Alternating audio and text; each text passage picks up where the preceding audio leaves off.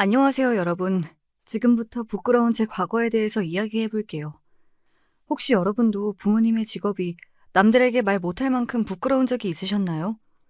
사실 저희 아버지는 고물상을 오랫동안 하셨는데 저는 학창 시절부터 제가 결혼했을 때까지도 아버지의 직업을 절대 사람들에게 이야기하지 않았습니다. 누가 아버지의 직업을 대놓고 무시할 때도 저는 늘 찍소리도 못한 채 얼굴만 붉혔죠. 직업에 귀천이 어디 있냐고 배웠지만 여러분, 솔직히 세상은 그렇지 않잖아요? 다들 의사, 변호사 같은 직업만 좋아하니까요. 그리고 특히 굉장히 속물이었던 제 시어머니는 그 누구보다 저희 아버지와 아버지 손에 큰 저를 늘 무시하기 일쑤였습니다. 여러분, 하지만 인생사 세용지마라는 말이 있죠. 좋은 일도 나쁜 일이 될 수 있고 나쁜 일도 좋은 일이 될 수 있습니다. 정말 신기하게도 저희 아버지는 고물상이라는 직업 때문에 부자가 되었고 어머니는 돈을 벌게 해준 건물주 친구 덕분에 쫄딱 망하게 되었습니다. 참 이렇게 상황이 뒤바뀔 줄 누가 알았겠습니까? 지금부터 어떻게 두 집안의 상황이 완전히 바뀌게 되었는지 제가 겪은 정말 충격적인 일들을 말씀드릴게요. 먼저 저는 어머니가 일찍 돌아가셔서 아버지가 혼자 저를 키우셨습니다. 아침이고 밤이고 고물상 일을 하며 남부럽지 않게 저를 키우기 위해 아버지는 정말 열심히 사셨죠. 아버지는 고물상을 하셨지만 주변의 평판이 정말 좋아서 일도 나름 잘 됐고 시간이 날 때마다 틈틈이 책도 읽으셨습니다. 저는 아버지가 그렇게 고생하시면서도 저를 위해 단 한 번도 힘든 티를 내지 않는 것을 보고 정말 열심히 공부해야겠다고 생각했고 좋은 대학교에 들어가 번듯한 직장을 가지게 되었습니다. 이후 지인의 소개로 소개팅을 했는데 그때 봤던 남편과 성격이 너무 잘 맞아서 결혼까지 가게 되었어요. 사실 남편을 만나면서도 정말 끝까지 말하고 싶지 않은 비밀이 하나 있었습니다. 어느 날 남편이 부모님께 저를 인사시켜주고 싶다길래 이걸 말해야 하나 말아야 되나 계속 고민하고 있었는데 결국 남편에게 정말 들키고 싶지 않은 비밀을 들키게 되었습니다. 뭐야? 고물상 명함에 있는 이름 자기 아버님 이름 아니셔? 아, 혹시 그동안 아버님 직업에 대해 얘기하지 않은 게 고물상을 하셔서 그랬던 거야? 그게... 남편에게 그토록 숨기고 싶었던 아버지의 직업을 들켰을 때 정말 쪽팔렸습니다. 아버지가 하시는 일도 쪽팔렸지만 제가 그걸 쪽팔리게 생각하고 있다는 사실을 들킨 게 더 수치스러웠어요. 더군다나 남편의 집안은 저희 집과 달리 굉장히 잘 살았습니다. 어머님이 건물주 친구분의 권유로 재테크를 하시면서 대출을 받아 건물을 매입했고 이후 큰돈을 벌었다고 들었습니다. 제가 어머님을 우연히 만나뵌 적이 있었는데 친구분들도 너무 기품 있고 교양 있어 보이시고 여러모로 저희 집과는 아예 분위기가 달랐습니다. 결국 저는 어머님을 보고 난 후 아버지께 절대 하면 안 될 말을 하고 말았습니다. 아버지, 요즘 몸도 안 좋으신 것 같은데 제발 일 그만두시면 안 돼요? 저 이제 결혼도 해야 하잖아요. 너 결혼 생각해서라도 내가 더 열심히 일해야 하는데 그게 무슨 말이니? 아빠 몸 걱정은 안 해도 돼. 이 일이 생각보다 얼마나 재밌는지 몰라. 아버지, 그게 아니라 고물상 일을 계속 하시면 제가 어떻게 아버지를 제 남편에게 소개할 수 있겠어요, 네?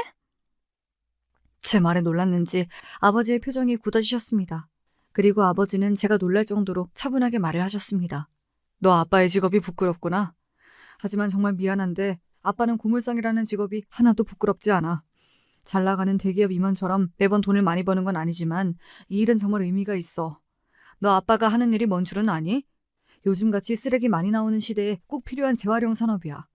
아빠는 고철, 폐지, 플라스틱, 유리, 가전제품 등의 다양한 폐기물을 수집하고 가공해서 다시 사용할 수 있는 자원으로 만들어 재활용 업체에 판매한단다. 사람들이 못 쓴다고 믿었던 쓰레기들에게 다시 생명을 불어넣는 이 직업이 아빠는 정말 행복해.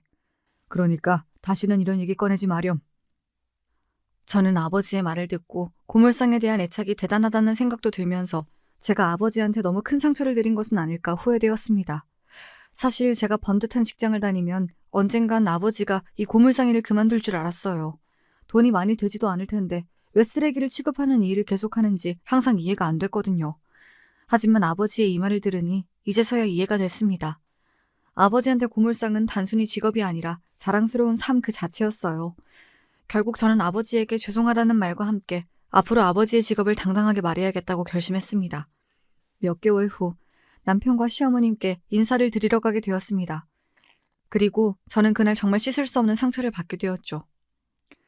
그래, 사돈 어르신이 혼자 너를 키우셨다며? 정말 대단하신 분이구나. 근데 사돈 어른은 무슨 일을 해서 널 키우신 거니? 제 아버지는 오랫동안 고물상을 하셨습니다. 폐자원에 다시 생명을 불어넣는 일이라고 늘 뿌듯해 하셨어요. 뭐? 고물상? 그니까 그 더러운 쓰레기 더미 속에서 일을 했다 이거야? 와, 나랑 사돈이 될 사람이 쓰레기 처리를 하는 사람이라고? 말도 안 돼. 어머니, 지가 보고 있는데 지금 무슨 말씀을 하시는 거예요? 장인어른이 얼마나 좋으신 분인데요. 제가 직업에 귀천은 없다고 몇 번이나 말씀드렸잖아요. 그래도 그렇지. 넌 고물상 집안이랑 결혼하고 싶니? 너 제정신이야? 난 이 결혼 절대 못해. 내 친구들한테 쪽팔려서 어떻게 얘기하냐고. 아유, 열받아. 꼴 보기도 싫다. 저는 어머님 말씀에 충격을 받아 그 자리에서 눈물을 흘렸고 남편은 저를 데리고 나왔습니다. 이후 남편이 저에게 계속해서 사과를 했지만 저는 그날 받은 충격을 아직도 잊을 수 없어요. 저는 남편과의 결혼을 포기하는 생각까지 했습니다. 여러분, 이런 상황 속에서 제 결혼은 어떻게 됐을까요? 어머님의 반대를 이겨냈을까요? 아니요. 어머님은 끝까지 저를 반대하셨습니다. 정확히는 제 아버지 직업을 반대하셨죠. 하지만 남편이 중간에서 중재자 역할을 정말 잘해주었고 저와 어머니를 계속 설득해서 겨우 결혼식을 올리게 되었답니다. 그 과정에서 남편은 어머니가 저를 최대한 못 만나도록 했습니다. 그리고 어머니와 남편이 몇 번이나 심하게 싸운 것 같았죠. 어머니와 싸우고 온 남편을 볼 때마다 너무 속상했어요. 이후 어머님을 뵀을 때 다행히도 제 아버지의 직업에 대해서는 더 이상 이야기를 꺼내지 않았습니다. 하지만 저에게 잘해주신 적은 없었어요. 늘 저를 탐탁지 않아 했죠. 제 결혼식 날에 어머님이 저를 대하는 분위기를 보고 아버지도 어머님이 저를 싫어하는 것을 어느 정도 눈치채셨는지 저에게 어머님이 좋아하시는 게 무엇인지 여쭤보더군요. 그리고 아버지는 혼수만큼은 아버지가 다 해주고 싶다고 저희에게 이야기했습니다. 아버지가 부담스러울까봐 걱정했는데 제 결혼 자금을 이미 모아두었다고 절대 걱정하지 말라고 하더군요. 결국 저희는 아버지의 도움을 받아 집 가구를 드리게 되었고 그러던 어느 날 아버지가 제가 정말 예상치 못한 행동을 하였습니다. 우리 집에 가구가 새로 왔던데 사돈 어른이 보낸 거니? 네, 가구요? 그래, 너희 혼수 장만하면서 우리 집 가구도 하나 사신 것 같더라. 근데 고물상 하시면서 이 돈은 어디서 났대? 괜히 우리 집이랑 수준 맞추려다가 사돈 어른 가랑이 찢어지는 거 아닌지 모르겠다. 아무튼 이거 너가 다시 가져가라. 어머님, 아버지가 저 몰래 준비한 선물인 것 같은데 혹시 디자인이 마음에 안 드실까요? 몰라, 제대로 보지도 않았어. 근데 안 봐도 뻔하지. 고물상 눈이 높아봤자 고물상이잖아. 그리고 이 가구가 새 거인지 폐자원인지 내가 어떻게 믿고 이걸 쓰니? 더러워 죽겠다. 난 너희 집 들어가는 혼수도 사돈 어른이 해주신 건 멀쩡한 게 있을지 모르겠어. 아유, 수준이 안 맞아 정말. 어머님은 그렇게 저희 아버지가 주신 선물을 제대로 보지도 않고 버려버렸습니다. 이후 아버지가 저에게 전화와서 어머님의 반응을 물어보셨는데 저는 어머님이 너무 좋아하셨다고 거짓말을 하고 말았죠. 아버지가 어떤 마음으로 어머님 집에 가구를 보냈을지 생각하니 참 마음이 아팠습니다. 아마 제가 무시당하지 않길 바라면서 보내신 거겠죠? 이렇게 어머님이 저와 저희 아버지를 무시하는 행동은 여기서 끝나지 않았습니다. 결혼 후에도 친척들 앞에서 저를 망신주며 수치스럽게 만드셨죠. 하루는 가족들끼리 다 같이 TV를 보고 있었는데 그때 어머님께서 정말 충격적인 말씀을 하시더군요. 어머, 저것 봐. 못 쓰는 쓰레기들이다. 예, 너는 이런 거 보면 정말 마음이 아프겠다. 사돈 어른이 매일 저 쓰레기들이랑 같이 일하는 거잖아, 그치? 아, 그래도 저렇게 더러운 쓰레기들만 있는 건 아니에요, 어머니. 그런 게 어딨어. 쓰레기가 쓰레기지. 더럽고 안 더럽고 못 쓰고 쓸 수 있고 이런 게 어딨니? 그래봤자 쓰레기인걸. 솔직히 너 사람들한테 한번 물어봐. 아무리 재활용된 거라고 해도 같은 물건이면 다 새 거 쓰고 싶어 할걸? 참, 나는 요즘 시대에도 고물상을 하는 사람이 있다는 게 신기해. 솔직히 너도 우리 집 시집 와서 참 운 좋은 거지. 아니면 저거 물려받아서 너가 나중에 고물상 할 수도 있었던 것 아니니? 어머니는 이렇게 제 아버지를 대놓고 언급하며 저와 저희 아버지를 무시하고 조롱했습니다. 그럴 때마다 저는 아버지께 정말 죄송했고 제가 더 잘 돼서 꼭 아버지가 이런 대접 안 받도록 정말 열심히 살아야겠다고 다짐했죠. 하지만 현실은 제가 원하는 대로 흘러가지 않았습니다. 우리 둘째 아들 또 승진했대. 다니는 회사도 대기업인데 사람들이 우리 아들을 정말 좋게 봤나 봐. 근데 지희, 너는 승진도 안 됐다며? 하긴 유전자가 고물상 아버지인데 너가 잘 되는 게 이상하지. 우리 아들들은 내 유전자를 받았잖아. 성공할 수밖에 없다니까? 너도 내가 건물주인 건 알지? 난 완전히 자수성가한 사람이잖아. 내가 진짜 똑똑하다니까? 근데 우리 아들들은 날 닮았으면 사람 보는 눈도 좋아야 하는데 왜 널 데려왔는지. 아휴. 어머니, 제가 기대에 못 미쳐서 죄송해요. 다음번에 꼭 승진해서 좋은 결과 전달드릴게요. 이렇게 제가 승진이라도 실패한 날이면 어머니는 늘 자신과 자식들을 자랑하며 저와 저희 아버지를 깎아내렸습니다. 어머님은 이렇게 매번 저희 아버지를 무시하셨는데 아버지는 늘 어머님을 좋게 얘기해 주셨어요. 정말 둘의 태도가 완전히 반대여서 늘 속이 터지고 화가 났습니다. 지희야, 사부인은 건강 괜찮으시지? 이거 내가 기업 사람들한테 받은 피로회복제인데 되게 비싼 거래. 사돈 가져다 드려. 네? 기업 사람들이 아버지를 왜 찾아와요? 아니 그것보다 이건 아버지가 드셔야지 왜 어머님을 드려요? 아버지, 저희 어머님한테 잘해주실 필요 없어요. 그런다고 어머님이 알아주시는 줄 아세요? 어머님이 얼마나 속물이신지 아버지도 보셨으니까 알 거 아니에요. 어허, 지야. 그래도 너희 시어머니인데 그런 식으로 흉보면 안 돼. 속물이 아니라 사돈은 지금 이루어내신 게 많으시니까 현실적으로 늘 사회를 바라보는 거야. 아빠는 또 더 좋은 영양제 많으니까 얼른 사부인 가져다 드려. 그리고 혹시라도 돈 필요하면 아빠 걱정하지 말고 언제든지 얘기해. 알았지? 아버지가 돈이 어딨다고. 알겠어요. 아버지도 늘 건강 잘 챙기세요. 그렇게 저는 아버지가 주신 비싼 피로회복제를 어머님께 가져다 드렸습니다. 정말 웃긴 건 아버지가 준 거라고 하면 더럽고 싼 거라고 안 드시면서 백화점에서 사왔다고 하면 그렇게 잘 챙겨 드시더라고요. 같은 피로회복제인데도 말이에요. 참, 그 꼴이 우습고 어이가 없었습니다. 그렇게 어머님을 향한 미움과 원망, 아버지를 향한 미안함과 고마움이 쌓여가던 하루하루를 보내던 중 아주 좋은 소식이 생겼습니다. 여보, 나 드디어 승진했어. 아, 옆에서 자기가 프로젝트를 도와준 덕분이야. 정말 고마워. 나 곧 포상금도 받을 것 같은데 여보한테 다 줄게. 우리 엄마한테는 비밀로 하자. 와, 드디어 승진이라니. 진짜 너무 기쁘다. 여보, 정말 나 그 돈 가져도 돼? 사실 내가 얼마 전에 아버지 만났는데 트럭이 너무 덜컹거리더라고. 낡기도 했고. 내가 타려고 올라가다가 글쎄 넘어질 뻔했다니까? 내 돈이랑 당신이 준 포상금 합쳐서 아빠 트럭을 바꿔드리면 안 될까? 당연히 되지. 장인어른은 트럭이 낡았으면 진작 우리한테 말씀이라도 하시지. 난 몰랐네. 여보가 보고 좋은 걸로 바꿔드려. 여보, 진짜 고마워. 내가 어머님한테도 앞으로 더 잘할게. 저는 남편과 이 대화를 한 후 정말 오랜만에 빠르게 심장이 뛰었습니다. 그동안 아버지한테 제대로 효도도 못한 것 같은데 제가 차를 바꿔드리면 얼마나 좋아하실까요? 이후 아버지가 탈 만한 트럭을 찾아보았는데 남편의 포상금으로는 턱도 없더라고요. 결국 저는 적금을 늘리고 부업도 하기 시작했습니다. 회사 일도 하면서 주말에 부업까지 하니 너무 힘들더라고요. 하지만 아버지가 새 트럭을 받고 웃는 모습을 생각하며 열심히 버텼습니다. 그리고 드디어 목표 금액을 달성했고 아버지한테 드릴 새 트럭을 샀습니다. 이후 아버지한테 달려갔죠. 아버지의 반응이 무척 궁금했습니다. 저 왔어요. 얼른 나와보세요. 뭐야? 왜 트럭을 타고 왔니? 새 거 같은데 누구 거야? 아버지 드리려고 제가 열심히 돈 모아서 산 거예요. 남편이 받은 포상금도 좀 보탰고요. 어때요? 마음에 드세요? 뭐? 이게 내 거라고? 세상에. 이렇게 좋은 선물은 태어나서 처음 받아본다. 너무 고마워. 근데 돈도 없을 텐데 뭐하러 이런 걸 샀어? 아빠 트럭 있는데.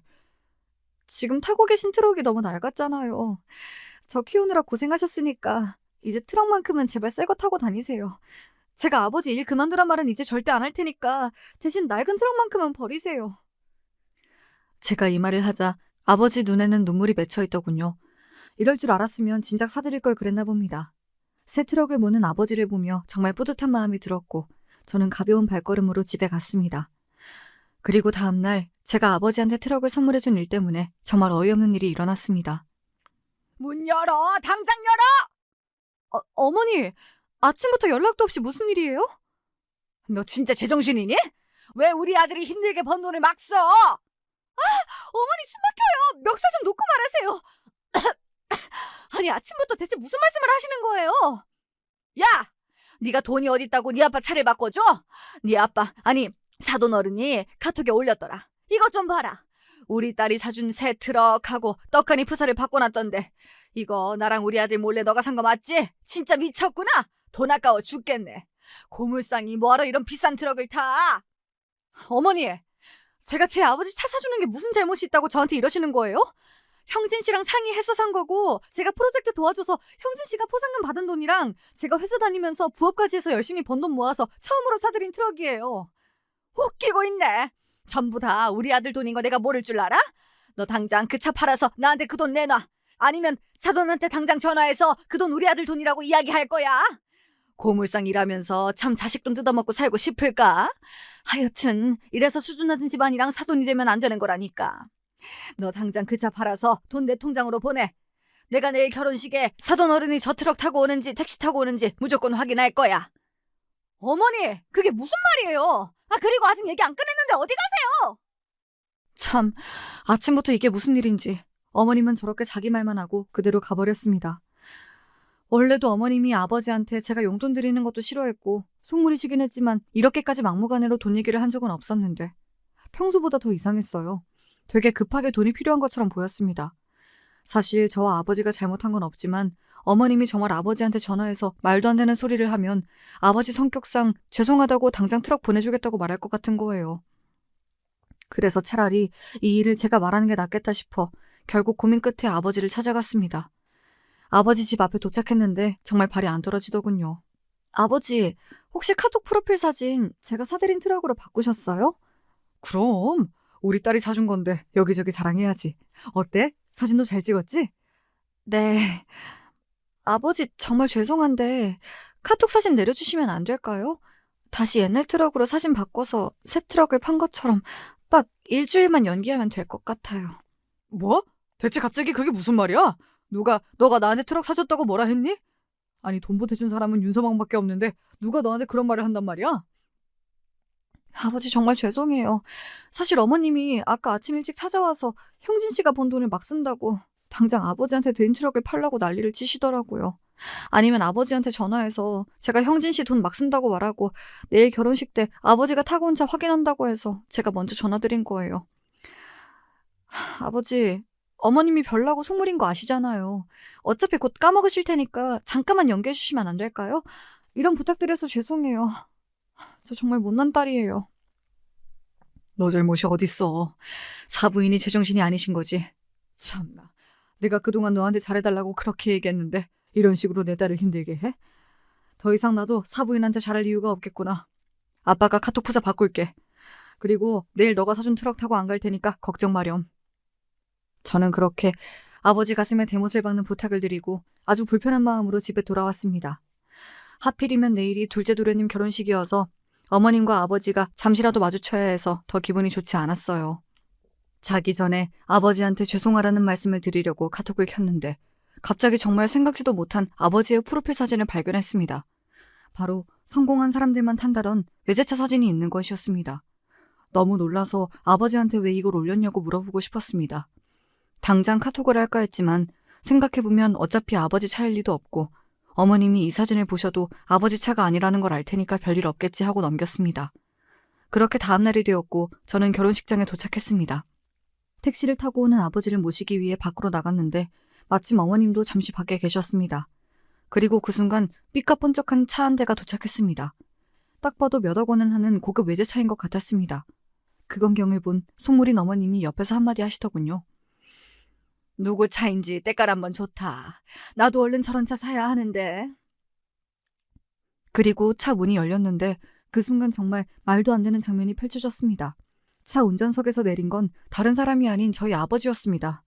그리고 자세히 보니까 그 차는 어제 아버지 카톡에서 본 차였어요. 심지어 아버지는 차만 바뀐 게 아니라 사람까지 완전히 달라졌습니다. 평소에 고물상에서 일할 때의 후줄근한 모습은 전혀 없고 수염도 다 깎고 머리도 정리되어 중년 연예인 같은 느낌이 물씬 났습니다. 또 명품 양복을 차려입어 성공적인 사업가의 모습 같았습니다. 저조차 처음 본 아버지의 모습에 너무 놀라서 저는 아버지한테 달려가서 누구 차를 빌려왔냐고 물었습니다. 옆에 계시던 어머님도 아버지의 모습을 보고 놀랐는지 달려오시더군요. 그러자 아버지가 예상치도 못한 말을 했습니다. 누구 차긴 내 차지. 원래 너가 사준 새 트럭을 타고 오려 했는데 정 많은 사부인께서 트럭을 얼른 달라고 하셨잖니. 그래서 내가 가지고 있던 차 중에 제일 깔끔한 거 하나 가져와 봤다. 아버지가 이런 차가 있으셨어요? 진짜로요? 그럼 아빠가 고물상이 몇 년 차인데. 아빠 찾아오는 사람들도 엄청 많다니까. 차로 하는 재테크라는 말 아니? 자테크라고 예전에 차 몇 대 있으면 좋을 것 같아서 사놓은 거야. 세상에, 말도 안 돼. 안녕하세요, 사돈어른. 근데 이 차는 뭐예요? 진짜 사돈 차라고요? 예, 결혼식에 남의 차를 빌려오는 것도 웃기잖아요. 제가 제 딸이 새로 사준 트럭을 타고 오면 사부인이 하도 난리를 칠 것 같아서 그냥 제 차 가져왔습니다. 어떠세요? 아버지의 대답을 들은 어머님은 정말 놀란 것 같았습니다. 충격을 받았는지 아버지의 말에 대답도 없이 휘청이며 겨우 올라가시더라고요. 하지만 어머님만큼 저도 충격이 컸습니다. 아무리 생각해도 저 고급 외제차가 아버지 거라는 게 믿기지 않았고 지금 제 앞에 있는 사람이 아버지라는 사실은 더 믿을 수가 없었어요. 그렇게 저는 놀란 입을 다물지 못한 채 아버지와 함께 결혼식장으로 올라왔고 손님을 맞이하고 있는 둘째 도련님과 남편과 눈이 마주쳤습니다. 남편과 도련님도 아버지를 보자마자 입을 다물지 못하고 저희에게로 다가왔습니다. 둘은 아버지를 보고 회춘했다고 말하더군요. 아버지는 그저 웃으며 고맙다고 했습니다. 그리고 아까부터 어이없는 표정을 하고 있던 시어머니가 그 순간 저한테 다가와서 정말 끔찍한 말을 해댔습니다. 얘, 너 미쳤니? 내가 트럭 바꿔서 내 통장에 돈 넣으라 했더니 그 돈으로 더 비싼 외제차를 사? 네 아버지 불쌍하면 네 돈으로 해결하던가 왜 우리 아들 돈에 손을 대? 그 돈은 내 돈이라고 했잖아. 당장 네 아버지 외제차 팔아서 그 돈도 나한테 넣어. 아니면 내가 사람들 있는 앞에서 네 아버지 직업 다 밝혀버릴 테니까. 어머니, 제발 이러지 마세요. 저도 아버지가 어떻게 외제차를 타고 있는지 몰라요. 하지만 확실한 건 저랑 형진 씨가 사드린 게 아니라고요. 사돈, 지금 제 딸한테 뭐 하시는 거예요? 지금까지 제 딸한테 제 직업 밝힌다고 협박하셨나 본데 제 직업이 뭐가 어때서요? 제가 이래봬도 사돈보다 돈이 많을걸요? 그 차 제 돈으로 산 거니까 당장 제 딸한테 사과하세요. 참나, 자존심이 센 성격이신가 보네요. 사돈 어르신이 이왕 저희 대화 들은 김에 제가 하고 싶은 얘기 좀 할게요. 그동안 참다 말하는 건데 이건 정말 상도덕이 아니지 않나요? 지금 타고 온 차도 제 아들 돈으로 산 거잖아요. 참나 어이가 없어서 말이 안 나오네. 무슨 돈이 있다고 트럭 판 돈으로 더 비싼 걸 사요? 고물상 하다 보니까 쓰레기 더미에 양심도 팔아버렸나 본데 사위 돈으로 고급차를 사고 명품 양복을 사니까 뭐라도 된 것 같아요? 사람이 수준에 맞게 사셔야죠. 당장 저 차 팔고 저한테 그 돈 넘기세요. 그리고 쪽팔린 줄 아시고요. 참 웃기네요. 쪽팔린 줄 알아야 하는 건 둘째 아들 결혼식장에서 시끄럽게 사람들한테 민폐 끼치고 있는 사부인 같은데요. 그리고 이 차는 제 딸과 사위가 사준 게 아니라 온전히 제 돈으로 사둔 겁니다. 뭘 안다고 함부로 말하세요? 다시 한번 말하지만 사돈이 오해한 거니까 당장 제 딸한테 사과하세요. 지금 좋게 말하니까 제가 우스워요? 누굴 바보로 아나? 거지꼴로 다니던 사람이 이렇게 밖에서 왔는데 그걸 누가 믿어? 고물상하면서 쓰레기 팔아봤자 얼마나 번다고 저 고급 외제차를 사냐고? 이래서 사람 직업이 중요한 거야. 쓰레기나 팔더니 아주 거지 근성이 제대로네. 사돈이라고 봐줬더니 이 사람이 진짜. 이렇게 어머님과 아버지의 목소리가 커졌고 어머님은 계속해서 사람들의 아랑곳하지 않고 아버지를 망신 주기 시작했습니다. 그리고 그 순간 갑자기 정말 예상치 못한 사람이 등장했습니다. 바로 누구나 알 수밖에 없는 대기업 사장이었습니다. 사장님, 이렇게 제 결혼식까지 와주시다니. 안녕하세요. 제가 옆에서 듣고 보니 너무 화가 나서 이 대화에 끼어들게 되었습니다. 참 듣기가 그렇네요. 이분은 저랑 동업하고 있는 친환경 재활용센터를 운영하는 회사 대표입니다. 그냥 고물상만 하시는 분이 아니라 지역사회의 패자원 순환에 아주 큰 역할을 하시는 분이지요. 오늘 대표님이 사돈 총각이 결혼하는데 마침 저희 회사의 직원이라고 해서 같이 오게 되었는데 이런 어이없는 상황을 목격하게 될 줄 몰랐네요. 참 실망스럽습니다. 사장님, 그게 아니라 저희 어머니가 오해가 있었던 것 같아요. 사돈 어르신이 회사 대표인 줄 모르고. 한 사람이 회사 대표든 고물상을 하든 사실 그게 중요한가요? 고물상을 하는 사람이라면 이렇게 막대해도 되는 건가요?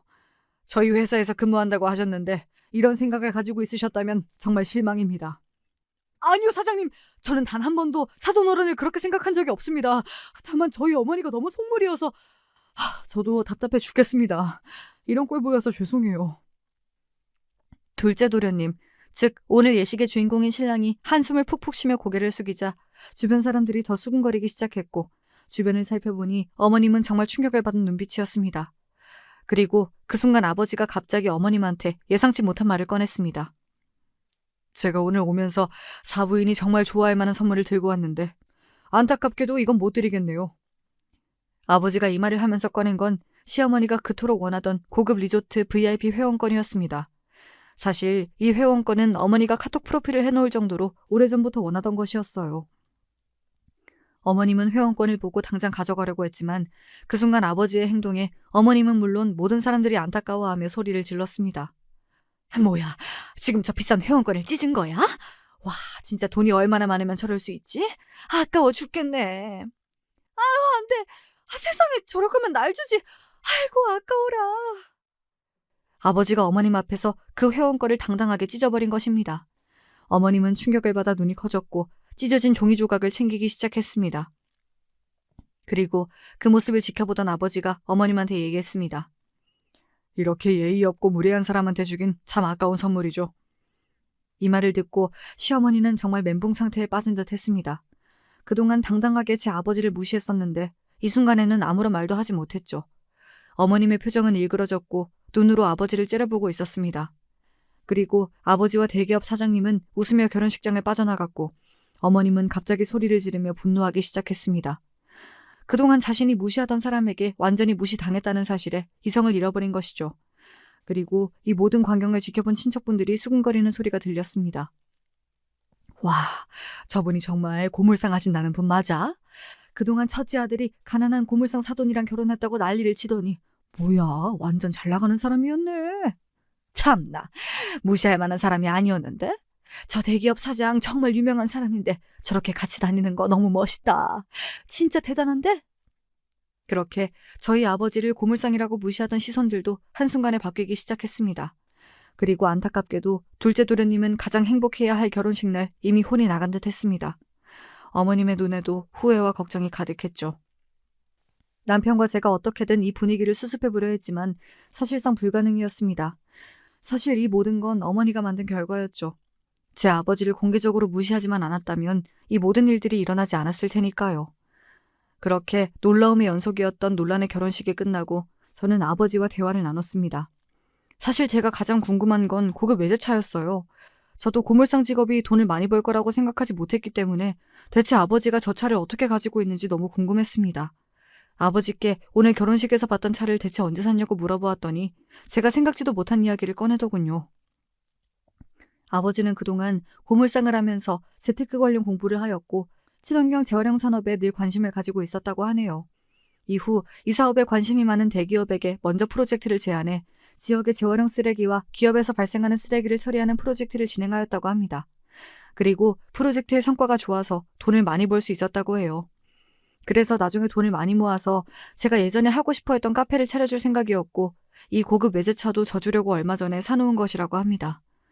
저는 아버지의 말을 듣고 제가 그동안 아버지를 너무 몰랐다는 생각이 들었습니다. 제가 생각한 것보다 아버지는 훨씬 똑똑한 사람이었어요.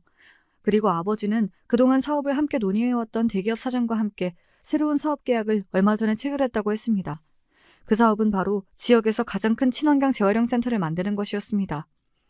아버지는 그냥 쓸 수 있는 쓰레기를 팔고 계셨던 게 아니라 고물상 일을 통해 지역사회에 필요한 재활용 쓰레기와 관련된 큰 흐름을 보고 계셨던 것입니다. 세상에, 아버지가 대기업과 동업자가 되었다니. 저는 정말 이게 꿈인지 생시인지 구별이 안 갔습니다. 이후 저는 아버지한테 더 많은 이야기를 듣기 위해 남편에게 며칠 동안 아버지와 함께 있겠다고 이야기했습니다. 그렇게 아버지가 사업을 일궈왔던 이야기를 들으며 행복한 시간들을 보내고 있었는데 갑자기 어머님한테서 전화가 왔습니다. 저는 저희 아버지한테 사과를 하려고 전화한 줄 알았는데 어머님이 저한테 전화하신 이유는 정말 충격적이었습니다. 얘야, 혹시 사돈어른 옆에 계시니? 같이 있으면 제발 좀 바꿔주렴. 무슨 일이세요? 저희 아버지한테 사과하려고 전화하신 건가요? 그런 거라면 옆에서 아버지가 들을 수 있게끔 소리를 크게 해둘게요. 말씀하세요. 그게 아니라 큰일 났어. 내가 투자한 곳에서 지금 부도가 났어. 전 재산을 끌어다가 투자했는데 부도가 나서 지금 모든 재산이 넘어가게 생겼다. 주택담보대출도 받아서 곧 돈을 갚지 못하면 집도 날아가는데 어쩌면 좋아. 네? 어머니, 지금 무슨 말씀을 하시는 거예요? 이거 둘째 도련님이랑 제 남편도 알고 있어요? 네? 아무도 몰라. 알면 아들들한테 나 죽는다. 절대 말하면 안 돼. 너가 사돈어른 설득해서 제발 나 돈 좀 빌려주렴. 사돈이 사실 숨겨진 재산도 많다며. 그냥 고물상인 줄 알았더니 결혼식 때 보니까 완전 대단한 사업가이시더구나. 내가 그런 분을 몰라보고 그렇게 함부로 말했다니. 내가 참 사람 보는 눈이 없었어. 혹시 옆에 사돈어른 계시니? 계시다면 빨리 나 바꿔줘, 얼른. 어머님, 아버지 옆에 안 계세요. 그리고 먼저 아들들한테 이 사실 말하세요. 저희 아버지랑 어머님 돈 문제로 엮이는 거 저는 절대 원하지 않아요. 죄송해요. 끊겠습니다. 저는 그렇게 어머님의 전화를 끊었고 전화를 끊고 나서도 어안이 벙벙했습니다. 늘 성공한 자수성가 건물주로 돈이 많았던 어머님의 집이 넘어가고 전 재산이 날아갔다니 이게 대체 무슨 말인지 머리가 어질어질했습니다. 그리고 그 순간 옆을 보고 깜짝 놀랐습니다. 밖에 나간 줄 알았던 아버지가 문 앞에서 이 얘기를 모두 듣고 계셨던 거예요. 저는 아무 말도 하지 못한 채 아버지한테 절대 시어머니 문제로 손 벌리는 일 없게 하겠다고 했습니다. 아버지는 저한테 이 일을 어떻게든 남편한테 먼저 이야기해야 한다고 했고 결국 아버지의 말대로 저는 바로 집으로 가 남편에게 이 사실을 전했습니다. 처음에 남편은 어머님이 망한 사실을 절대 믿지 못했습니다. 하지만 남편이 어머님한테 전화를 해보고 나서는 이 사실을 믿더군요. 남편의 표정은 정말 절망스러워 보였습니다. 남편이 말하길 어머님이 사실 자식들 몰래 고급 사치와 유흥을 많이 즐기셨다고 합니다. 그래서 친구들과 계속 그 생활을 즐기기 위해 더 큰 돈이 필요했고 그 돈을 구하기 위해 주택담보대출까지 받으며 고수익 투자에 뛰어드신 거라고 하네요. 심지어 어머님에게 이 위험한 투자를 추천한 사람은 어머님이 투자로 성공할 수 있게 도와준 부자 친구였습니다. 그분도 어머님과 함께 쫄딱 망했다고 합니다. 남편에게 이 말을 듣자마자 제 머릿속을 스쳐 지나가는 장면이 한 개 있었습니다. 얼마 전에 제가 아버지 트럭을 새 걸로 바꿔드렸을 때 어머님이 당장 트럭을 팔고 돈을 보내라고 했었잖아요. 생각해보니 그 돈이 필요했던 이유가 이 투자로 인한 빚 때문이었던 것 같네요. 어쩐지 그때 뭔가 이상하다 했어요. 아휴, 어머님은 결국 그 빚 문제로 인해 시댁의 모든 재산을 날렸고 아들들한테도 버림받을 위기에 놓이게 되었습니다. 남편은 저에게 이 상황이 너무 힘들고 어머님이 너무 밉다고 했어요. 그리고 제 아버지가 부럽다고 하더군요. 사실 어머님의 빚 문제가 드러나기 전에도 둘째 도련님 결혼식이 끝나고 집에 돌아와서 둘째 도련님과 어머님이 한바탕 싸웠다고 합니다. 엄마 진짜 미쳤어? 내 결혼식장에서 누가 그렇게 큰 소리를 내? 그리고 하필 그 대상이 내가 다니는 회사 사장님이랑 동업하는 사돈 어른이냐고. 나 이제 회사에서 잘리면 어떡해? 그동안 엄마가 사돈 어른한테 그렇게 못되게 굴었으니까 나한테도 불똥 튈 수 있는 거 아니야?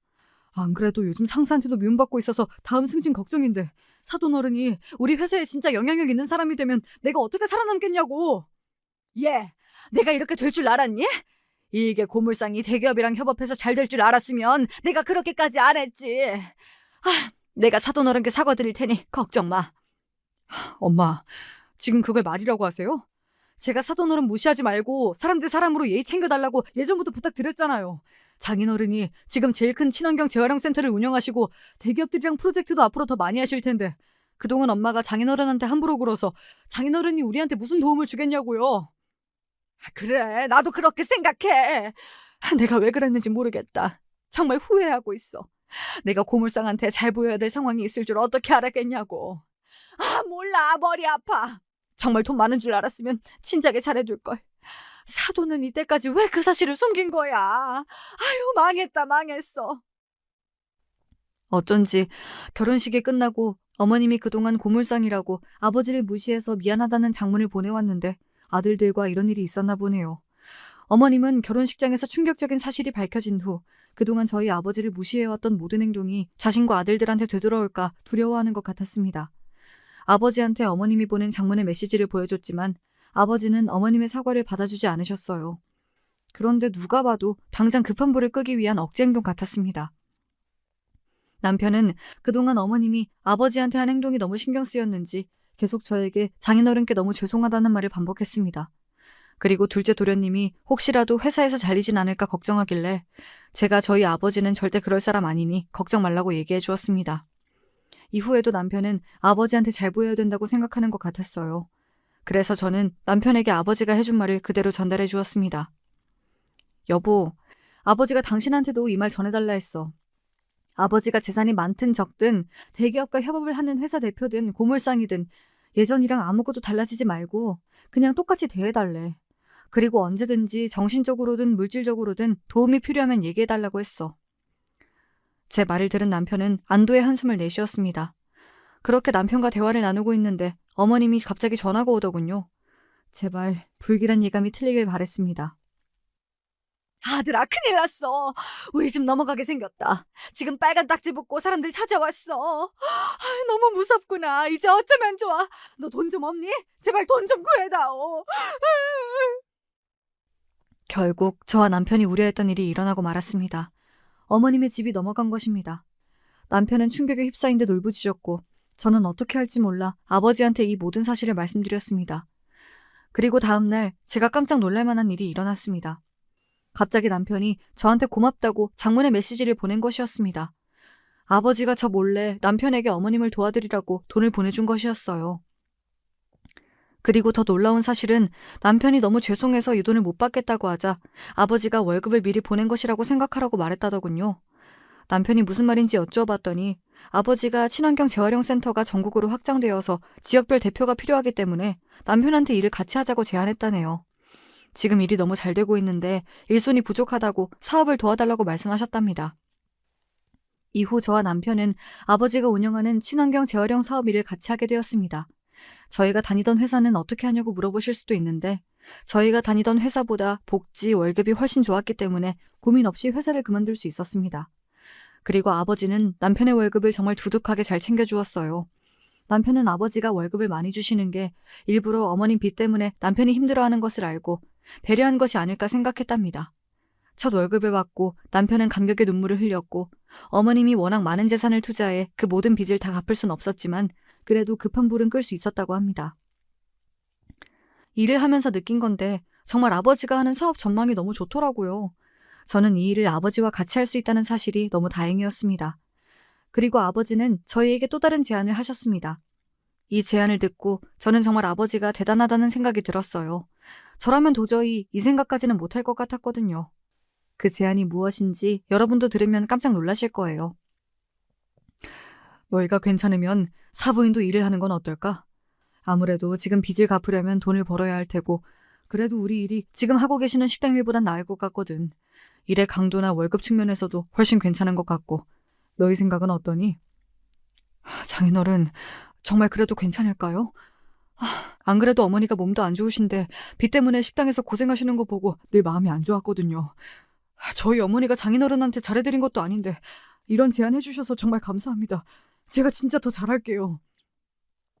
남편은 이 얘기를 듣고 계속 아버지한테 감사 인사를 하며 눈물을 흘렸고 어머님은 그렇게 저희 아버지의 회사에서 일을 하게 되었습니다. 처음에는 자존심을 부리며 절대 이 일을 하지 않겠다고 했지만 계속 빚쟁이들이 연락이 오자 어쩔 수 없이 일을 같이 하겠다고 하더군요. 이후로도 아버지의 사업은 계속 승승장구했고 친환경 재활용뿐만 아니라 태양열 에너지 사업까지 확장하게 되었습니다. 여러 대기업에서 아버지 회사의 소문을 듣고 더 많은 프로젝트를 제안했다고 하네요. 사실 아버지가 하시는 일을 옆에서 직접 보면서 저는 정말 충격적인 사실을 많이 알게 됐습니다. 우선 아버지는 어머님보다 자산이 훨씬 많으셨어요. 아버지가 고물상을 하면서 늘 재테크 관련 책을 읽고 자산 관리를 열심히 한 덕분이었죠.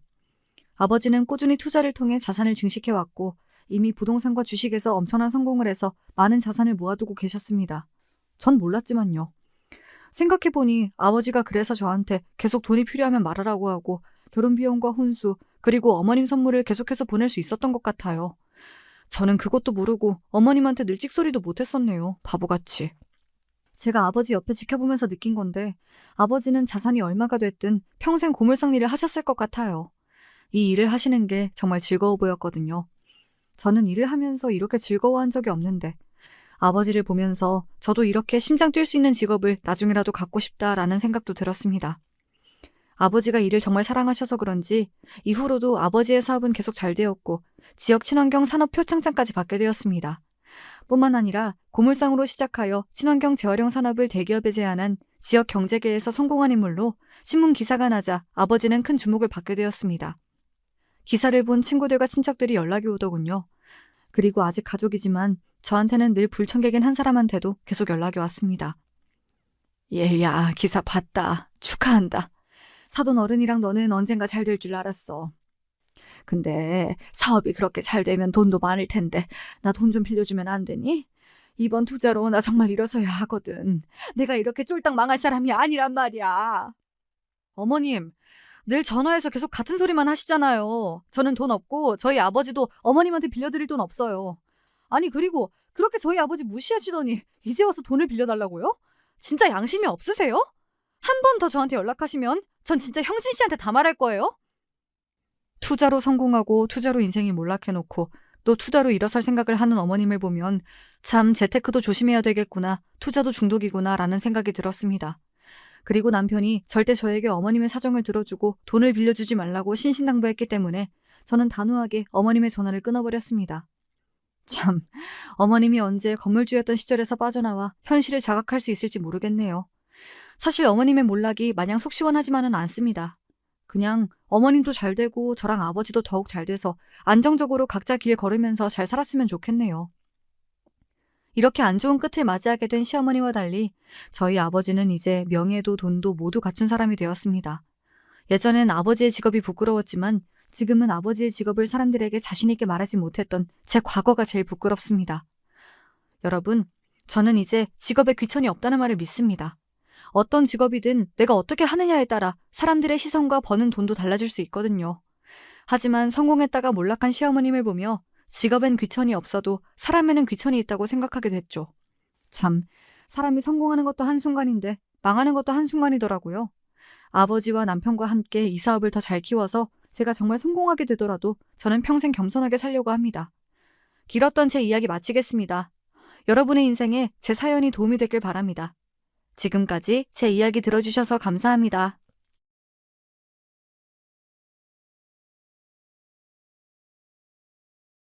안녕하세요. 전 인생의 후반부를 의연한 마음으로 살아가고 있는 나이든 여자입니다.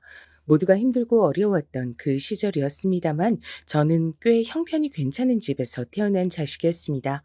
집안에 있는 문제라고 해봤자 당시에 팽배했던 남아 선호 사상으로 인해 딸들이 차별을 당한다는 정도가 전부였던 것 같네요. 제 친정 아버지께선 일찍이 사업을 시작하신 분이었습니다. 엄마께선 원체 어려운 형편 속에 자라나신 분이었어요. 외가는 하도 가난해서 오죽하면 가족들이 뿔뿔이 흩어져 살았던 집안이었습니다. 그런 집안에서 난 분이셨으니 돈이 없어서 쫄쫄 굶어야 했던 서름에 비하자면 시집살이로 겪는 각종 구박들을 참아낼 만한 것이라고 엄마께선 제 앞에서 그런 말씀을 하신 것이었겠죠. 저는 그런 얘기를 들으며 제가 딸이기 때문에 남동생보다 예쁨을 받지 못하고 자주 혼이 나면서 사는 것이 가난하기 때문에 끼니를 굶으며 사는 것보단 나은 것이란 생각을 했던 것 같아요. 그런 식으로 전 저만의 긍정적인 지점을 찾아가던 아이였죠. 그러다 제가 가진 그 긍정적인 희망이 박살나고야 말았습니다. 교통사고가 났어요. 저희 집의 자랑이기도 했던 자동차가 완전히 형체도 알아볼 수 없을 만큼 찌그러져 버린 대형 사고였습니다. 차량에서 튕겨져 나가 풀숲으로 떨어지셨던 엄마께선 목숨을 부지하실 수 있었습니다. 그러나 친정아버지와 제 남동생은 그 자리에서 숨을 거두고 말았어요. 전 그날 친척집에 가서 그곳을 청소하는 일을 하고 있었습니다. 청소나 해야 하는 것에 서러움을 느끼고 있었는데 그런 끔찍한 소식이 들려와서 전 그게 현실이 아닌 줄로만 알았습니다. 잘못 들은 줄 알았지만 현실이었죠. 내 아들, 불쌍한 내 아들 살려내. 내 손주 강아지 살려내. 이럴 순 없는 거야. 어떻게 하늘이 이토록 무심할 수가 있어? 몸부림을 치시는 친할머니의 모습이 어린 마음에 너무 무서워서 전 울음을 터뜨렸습니다. 친척 어른들께서 저를 친정엄마께서 계시는 병원으로 데려가 주셨죠. 그리고 수술은 무사히 끝났으나 의식을 찾지 못하고 계신 친정엄마의 상태를 보고 눈물이 하염없이 흘렀습니다. 그리고 세상에 존재하는 모든 신을 향해서 빌고 또 빌었어요. 제발 우리 엄마만은 살려주세요. 엄마까지 없으면 저는 못 살아요. 어린 제가 혼자 어떻게 살아가라는 거예요. 그러니까 우리 엄만 꼭 좀 살려주세요. 제가 진심 어린 눈물로 빌어서 그랬던 걸까요? 엄마께선 기적적으로 의식을 회복하셨습니다. 그리고 며칠 뒤 친할머니께선 원체 지병이 있으셨던 탓에 커다란 충격을 받으신 것까지 겹쳐져 갑자기 돌아가시고 말았어요. 친할아버지께서 돌아가신 뒤로 집안의 가장 어른이셨기 때문에 모두가 방황하며 어쩔 줄을 몰라 했습니다. 그 후로 저는 친할머니를 위해선 신께 살려달라고 기도하지 않았던 스스로를 한동안 꽤 오래도록 자책하며 살았죠. 끔찍했던 교통사고는 졸음 운전으로 마주 달려오던 차량을 피하시려고 친정 아버지께서 차량을 틀다가 벌어진 것이었고, 관련해서 그 어떤 보상금도 나오지 않았습니다. 오로지 돈 나갈 일들만 있었죠. 아버지의 사업장은 허무하게 정리가 됐어요. 뿔뿔이 흩어져서 사는 외가에 비하자면 친가는 그래도 화목하고 가족끼리의 정이라는 것이 있다고 생각을 하며 살았었는데, 이제 친가도 엇비슷하게 변해버렸습니다. 큰 사고를 겪은 후 집안의 어른마저 잃어버린 집안은 중심을 잃고 흩어지게 됐죠. 하루아침에 아버지와 남동생을 잃고 사고의 후유증으로 건강이 안 좋아지신 엄마와 남겨진 전, 앞으로를 어떻게 살아야 할지 몰랐습니다. 막막하기만 했어요. 좁은 집으로 이사를 한 탓에 가슴이 갑갑한 것도 더 심했습니다. 본능적으로 아버지께서 돌아가신 이후 짐승만도 못한 종자들이 달라붙어 집안에 돈을 털어갔다는 것을 알 수 있었어요. 세상에 대한 원망이 가득했었죠. 친정엄마께선 아무리 어렵고 기구하고 각박한 환경에서 살아도 내 삶의 주인공이 나란 사실을 잃으며 살아선 안 된다고 여기신 분이었죠. 엄마가 지니신 그 멋진 삶의 가치를 일찍 깨우치기엔 전 어리석은 아이였습니다. 성치 않으신 몸으로 자식을 키우시는 게 얼마나 힘든 것인지 고려하지 못하는 아이였어요. 그러니까 제멋대로인 사춘기를 보냈었겠죠. 친정엄마께 감사할 줄 모르고 제가 아직 누릴 수 있는 것들에 감사할 줄도 모르고 전 그렇게 짧은 생각을 가진 채로만 살았습니다. 제가 본래 태어났을 때부터 누리고 있던 생활 수준을 앗아간 이 세상을 원망하는 마음이 매 순간 있었던 것 같아요. 차라리 처음부터 모르게 하든가 줬다 빼앗는 건 무슨 경우냐고 하면서 하늘을 향해 원망의 말을 쏟아내기도 했었죠. 사실 생각을 해보면 제가 운이 좋게 괜찮은 형편의 집안에 태어났던 것일 뿐, 제가 뭘 잘해서 그런 환경을 누려본 것은 아니었습니다. 그러니 제가 품고 있었던 원망이 얼마나 가짜는 것이었나 싶네요. 이런 저와는 달리 엄마께선 현명하시고 적응력이 좋으시고 사려 깊으신 분이었으므로 저희 모녀가 건사하고 살 수 있었습니다. 제가 친구들과 어울리는 것에만 집중하고 빠져 지내다가 몇 번 이상한 남자한테 코가 꿰일 뻔하기도 했었는데, 그럴 때마다 그런 절 재빠르게 눈치채 주시고 말리기도 해주셨죠. 순이야, 네가 가진 불만이 뭔지, 어떻게 살고 싶은 건지 난 다 알아. 내가 널 낳고 키운 엄마니까. 그러니까 내 말을 들으렴. 넌 지금 그 남자하고 절대 어울려선 안 돼. 그건 네 인생 말아먹는 지름길이 될 거야. 저는 반항심에 그런 소리를 듣기가 싫었으나 정말로 제가 인생을 말아먹게 될까 봐 그것만은 겁이 났고 사양이었기 때문에 엄마께서 단호하게 헤어지라고 평을 하시는 남자들과는 결국에 제가 다 정리를 했었습니다. 그 남자들은 죄다 일을 하면서 만난 사이였어요. 전 여상이 진학을 했다가 끝내 졸업은 못했었거든요. 그래서 중졸로 남았습니다. 당시에 엄마의 건강이 무척 악화됐었기 때문에 제가 학업을 더 이을 상황이 아니었죠. 저도 고등학교 졸업장에 커다란 미련이 없었기에 별로 안타깝진 않았어요. 묵묵히 친정엄마를 돌보며 일을 다녔습니다. 그런 와중에 잘못된 남자들과 연을 이어갈 뻔했으나 엄마 덕분에 그러지 않을 수 있었던 거예요. 꾸준히 일을 하지 않으면 안 될 환경이었기 때문에 어쩔 수 없이 계속해서 일을 해나갔습니다. 세상의 모든 어른들이 일을 하고 싶어 하는 게 아니라 할 수밖에 없기 때문에 일을 하는 것임을 그 시기에 제대로 깨달았었죠. 동시에 친정엄마께서 편찮으신 몸으로 절 책임지시려고 그간 얼마나 힘들게 일을 해오셨던 것인지 그 점도 깨닫게 됐습니다. 뒤늦게 죄송한 마음이 밀려왔어요. 이제 좀 정신을 차리고 효도를 해보려고 했는데 너무 늦은 뒤였습니다. 건강을 회복하시나 싶었던 엄마께서 어느 날 쓰러지셨습니다. 병원에서 간신히 의식을 찾으셨던 엄마께선 절 보자마자 미안하다고 말씀해 주셨어요. 순이야, 내가 미안하다. 아파서 미안해. 우리 딸한테 잘해주지 못해서 내가 너무나도 미안해. 저를 향해 빙그레 미소를 지어주시는 엄마의 표정을 보고 세상이 떠나가라 울기 시작했습니다. 이별이 다가왔음을 본능적으로 알았기 때문입니다. 친정 아버지와 남동생을 떠나보냈을 땐 저도 너무 어렸기 때문에 상황에 대한 원망만이 더 강했을 뿐이었으나 친정 엄마의 때에는 차원이 달랐어요. 심장이 난도질 당하는 것만 같은 지독한 슬픔이 절 덮쳤습니다. 쓰러지셨던 뒤로 꼬박 일주일 버티시다 엄마께선 동이 터오던 새벽녘에 조용히 영면에 드셨습니다. 돌아가시기 몇 시간 전에 저에게 남기셨던 마지막 말씀이 있었어요. 순이야, 우리 귀한 딸, 미리 생일 축하한다. 내가 그때까지 못 버틸 것만 같아. 하늘에서 널 꼭 지켜보고 있을 테니까 보란 듯이 잘 살아야 돼. 알았지? 이 부족한 엄마가 너에게 남기는 마지막 부탁이란다. 저는 엉엉 울면서 고개를 끄덕였었죠. 엄마와의 영원한 이별이 무섭다고 차마 그 말만은 뱉지 못하고 삼켰습니다. 이제 먼 길을 떠나시는 엄마보다 제가 더 무섭진 않을 것 같더라고요. 엄마께서 돌아가신 뒤론 경계심 어린 태도를 가지고 살았습니다. 위축되어 있기도 했었죠. 사람들이 절 향해 불길한 년, 자기 가족들을 다 잡아먹은 년이라고 욕을 하며 손가락질을 해대는 그런 망상에 시달리기도 했습니다. 일을 쉬면 불안했고 엄마를 후회 속에서 떠나보낸 주제에 감히 쉬면 안 될 것 같아 꾸준히 일을 계속 다녔는데요. 그런 저를 성실하다고 평을 해주며 지켜본 사람들이 있었더라고요. 그 사람들이 저에게 인생 선배랍시고 결혼을 권했습니다. 결혼을 하면 제 편도 만들 수 있고 제 가정을 꾸리면서 안정적인 마음을 가지며 살아갈 수 있다고 다들 그렇게 말을 해줬어요. 전 솔깃했지만 엄마께서 제가 이상한 놈한테 코가 잘못 끼일까 봐 걱정하셨던 것을 떠올렸습니다. 이상한 놈한테 잘못 걸려 인생을 망칠 바엔 영영 혼자인 게 나을 것이었죠. 그래서 제가 낸 묘안이 있었습니다. 아시겠지만 전 가족이 없어요. 부모님하고 동생이 다 떠났는데 저만 이렇게 살아있거든요. 이런저라도 결혼하기 괜찮다는 남자여야 하고요. 그리고 무엇보다 주머니 사정이 넉넉해야 합니다.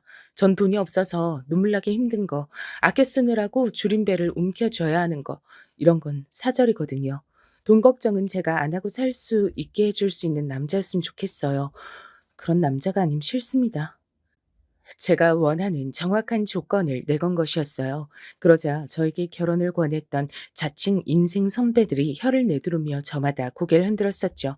그런 조건의 남자가 저 같은 여자와 대뜸 결혼할 리가 없으니 정신 좀 차리라고 저한테 그런 말들을 하는 눈빛이었습니다. 전 굴하지 않았어요. 타협할 이유도 없었죠. 가족도 없으니 무대뽀 정신을 발휘하며 사는 게 낫겠다 싶었습니다. 그런데 놀랍게도 이런 저의 이야기를 우연히 전해 듣고 저와 한번 만나보고 싶다는 남자가 등장을 한 겁니다. 그쪽에서 저와 만나보고 싶다는 얘기를 전해 들었을 때 제가 단호하게 반응을 보였었죠. 그거 혹시 미친놈 아니에요? 제가 정신병자 사양이란 조건을 깜빡하고 안 넣은 것 같은데 어떡하죠? 정상인이 아닐 것 같았어요. 하지만 한번 만나나 보자 싶어 마련된 자리에 나갔고 잘생기진 않았어도 수더분한 인상의 남자를 보고 내심 놀랬습니다.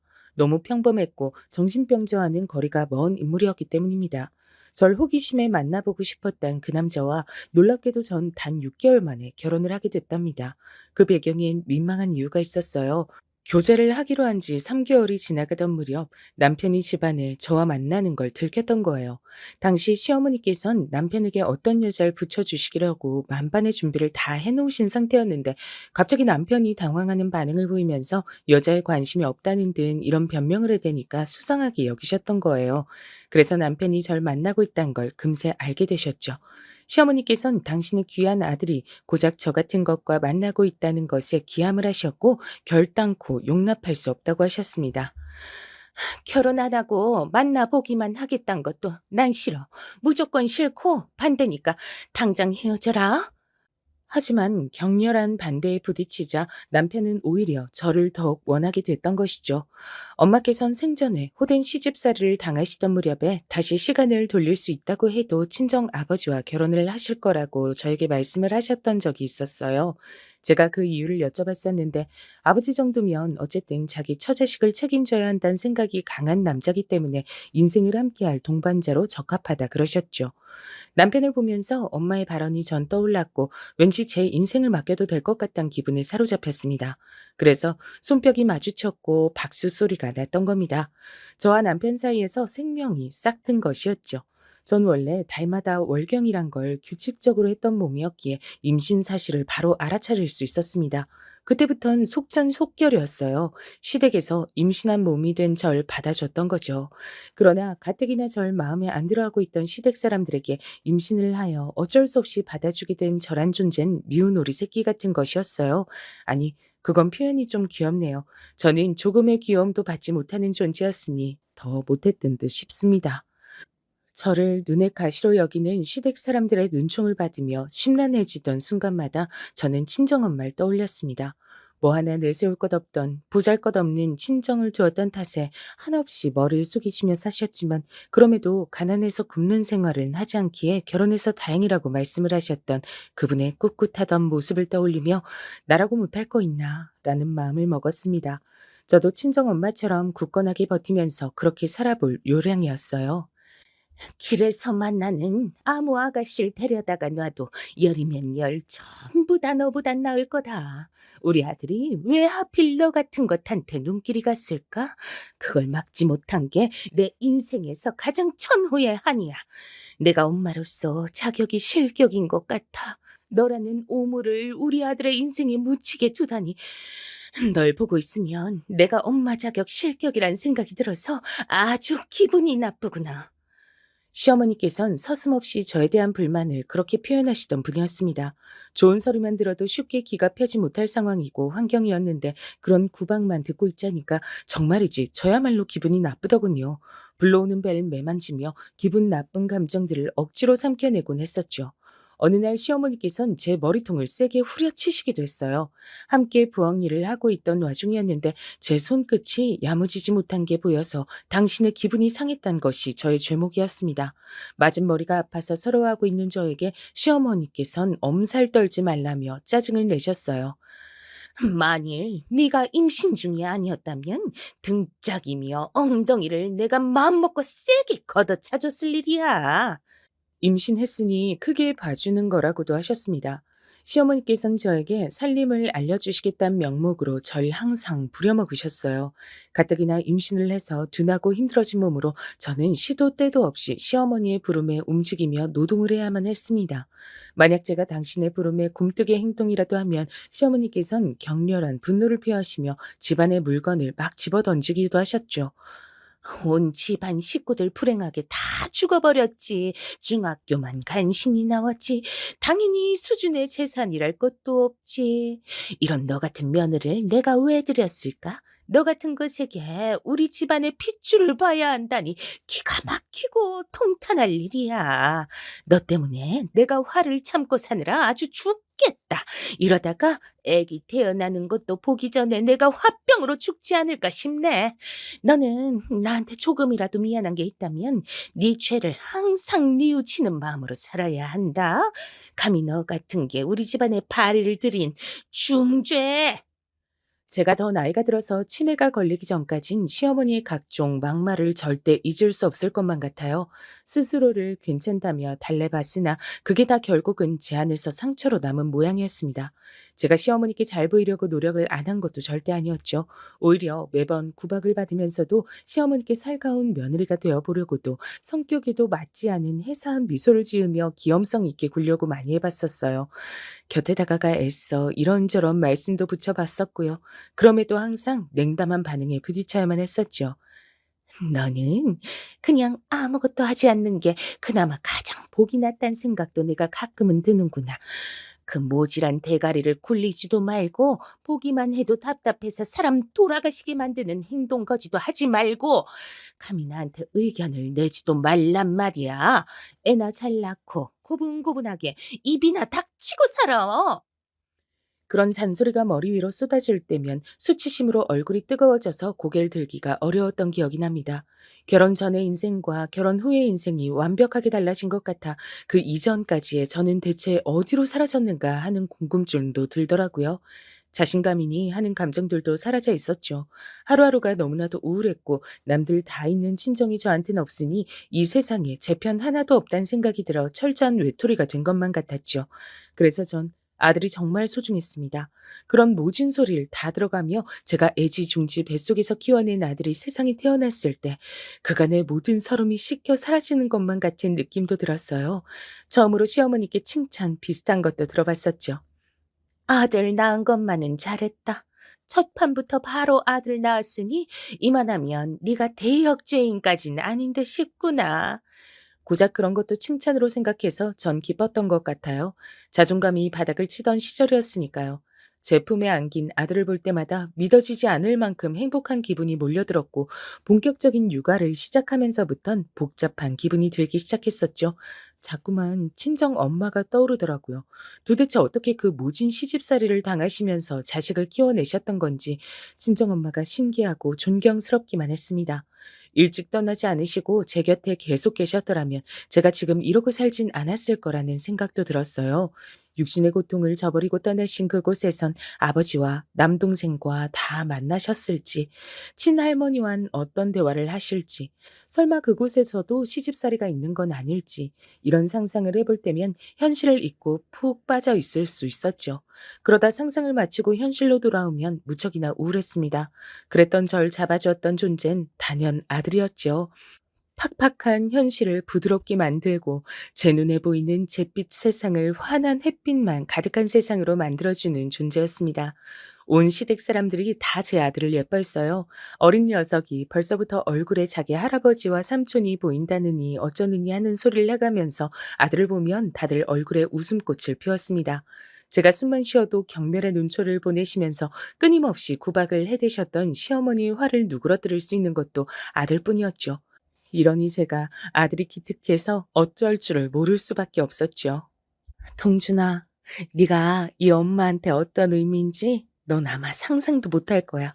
엄마가 너를 낳기까지 정말 많은 일들이 있었단다. 대부분 힘든 일이었는데 동준이 네가 태어나줘서 이제 그 힘든 과거도 너무 서럽게 느껴지지만은 않는 일들이 됐어.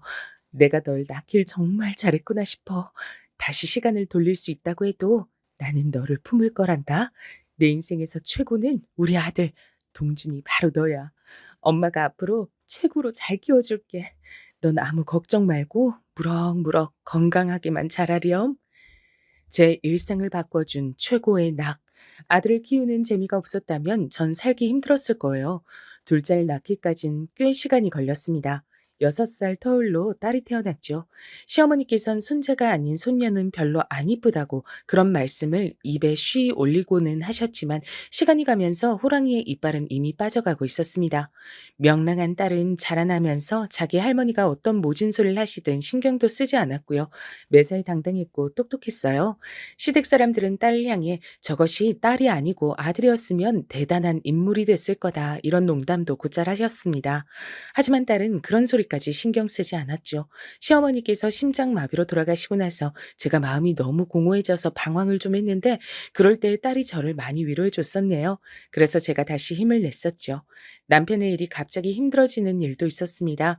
그때 저는 죽을 힘을 다해서 내조를 하며 남편이 다시 일어날 수 있도록 가진 애를 다 썼습니다. 그런 시기에도 아들은 존재만으로 저에게 위안을 주었지만 실질적으로 저에게 도움을 주는 건 언제나 딸이었단 생각도 드네요. 다시 일어난 남편은 성공가도를 달리다가 간이 나빠져서 허무하게 세상을 떴습니다. 시댁 쪽에 간이 안 좋은 가족력이 좀 있었거든요. 그 영향을 받은 듯 싶었어요. 너무나도 허무했고 슬펐으나 자식들을 위해 제가 주저앉아 있을 순 없었습니다. 저는 한 사람의 아내이기 이전에 두 자식들의 엄마였으니까요. 남편이 남기고 간 재산을 저는 스스로 믿을 수 없을 정도로 현명하게 관리했어요. 때로는 과감한 투자를 하기도 했고요. 그런 식으로 재산을 착실하게 불려나가며 관리를 했고 자식들을 결혼시켰습니다. 아들은 수더분하고 참하고 조용한 여자와 결혼했고요. 반면 딸은 활발하고 적극적인 남자와 결혼했습니다. 그리고 미국에서 일을 하게 된 사위를 따라 망설임 없이 떠났습니다. 저는 그 낯선 땅에서 사는 게 무섭지 않느냐고 했지만 딸은 오히려 즐겁다고 했어요. 사위는 능력이 출중한 인물이었고 그곳에서 딸은 조금의 어려움도 없이 지내기 시작했습니다. 아들과 며느리는 결혼하고 1년 만에 유산을 겪은 뒤 다시 2년 뒤에 또 한 번의 유산을 겪었어요. 어머님, 제가 아무래도 아이를 만나는 건 어려울 몸인가 봐요. 죄송하고 면목이 없습니다. 네가 가장 힘들 텐데 왜 나한테 그러니? 그러지 않아도 된다. 생기면 생기는 것이고 말면 마는 것이지. 너희들끼리만 잘 살아도 그걸로 좋게. 저는 집안이 변변찮다는 이유로 시집 올 때부터 제 앞에서 기가 죽어 있었던 며느리와 과거의 제가 겹쳐 보였고 안쓰러운 마음이 들어 잘해줬어요. 한 번도 시집살이를 시킨 적이 없었습니다. 오히려 이런저런 사회생활에서의 실패를 자꾸만 겪은 아들 때문에 제가 도리어 며느리에게 미안할 때가 많았죠. 저는 아들이 자기 생각만큼 일이 안 흘러간다고 해도 어찌됐든 계속 뭔가를 도전하면서 열심히 살기만 하면 그것으로 된 것이라 여겼습니다. 그런데 어느 날부터 아들이 저에게 재산 얘기를 꺼내더라고요. 어머니, 나중에 먼 훗날에 어머니 돌아가시고 나면 재산은 어떻게 되나요? 동민은 워낙 옛날부터 자기 앞가림 잘하던 녀석이었고 지금 미국에서 떵떵거리며 살고 있잖아요. 반면에 전 부끄럽게도 그 정도로는 못 살고 있고요. 저도 보란 듯이 해내긴 할 거지만 혹시 어머니가 저희한테 재산을 물려주신다고 미리 약속해 주시면 제가 더 힘을 내서 미래를 보고 살 수 있을 것만 같아요. 제가 심적으로 너무 힘들고 의지할 게 필요해서 그런가 봐요. 어머니가 잘 좀 생각을 해 주세요. 요컨대 제가 죽고 나면 그 재산을 자기가 받고 싶다며 그걸 미리 좀 해결을 해놔 달란 요청이었어요. 전 넌지시 딸에게 의사를 물어봤고 딸은 자기는 워낙 잘 살고 있고 앞으로도 걱정 없기 때문에 재산 문제는 제가 알아서 한다고 해도 전혀 상관하지 않을 거라 했습니다. 그러자 저는 마음이 흔들렸어요. 아들이 자꾸만 심적으로 약해진다 하니까 그렇다면 의지가 될 수 있도록 미리 재산 정리를 해두는 것이 낫지 않을까 싶어지더라고요. 게다가 며느리도 자꾸만 저에게 조심스런 태도로 재산 문제를 꺼냈습니다. 어차피 본인들이 제가 죽는 그날까지 절 들여다보며 살필 테니 저의 재산은 본인들에게 가는 것이 맞단 얘기까지 하더군요. 한참 그런 소리를 들으며 지냈더니 저도 귀에 인이 박히는 것만 같았어요. 차라리 빨리 해결을 해버리자 싶어졌습니다. 나를 잡고 유언장을 작성하겠다고 말을 꺼내던 때 아들과 며느리가 무척이나 기뻐했어요. 며느리가 절 모시고 변호사 사무실에 가겠다고 하면서 일정부터 잡았고요. 왠지 모르게 절 휘둘려 가고 있었습니다. 그렇게 저는 변호사 사무실에 들렀고 제 아들에게 제 앞으로 된 재산을 상속하겠다는 유언장을 작성했습니다. 각오를 다 마친 일이라 아무렇지 않을 줄로만 알았는데 제가 죽고 난 이후의 일을 장담하고 있는 유언장을 작성하고 나니까 이거 기분이 정말 이상하더라고요. 하지만 어차피 저는 기대 수명대로라면 아들과 며느리보다 한참 일찍 죽어 이 세상을 떠날 몸, 괜히 미련을 남겨두지 말고 아들 부부가 조금은 편한 마음으로 지낼 수 있도록 하는 편이 나은 것이라며 스스로를 다독였습니다. 도장을 가방 안에 집어넣을 무렵 며느리가 눈물을 훔쳤습니다. 예, 너는 왜 눈물을 보이고 그러니? 울지 마라.